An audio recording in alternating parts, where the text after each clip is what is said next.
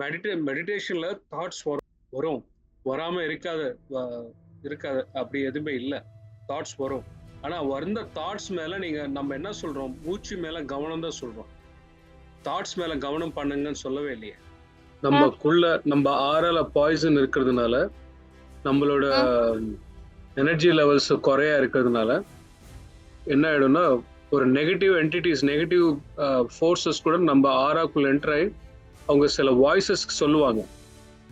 எவ்வளோக்கு எவ்வளோ அமைதியா இருக்கிறீங்களோ அவ்வளோக்கு அவ்வளோ அந்த நெகட்டிவ் ஃபோர்ஸ் பவர்லெஸ் ஆயிடும்.